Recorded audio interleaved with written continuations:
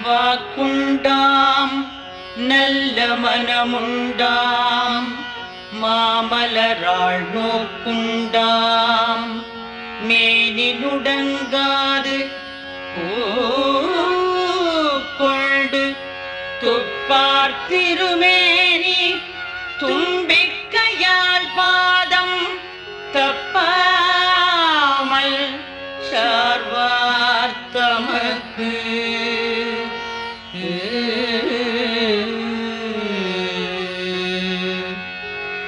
பாலும் தெளிதேனும் பாகும் பருப்பும் இவை நாளும் கலந்து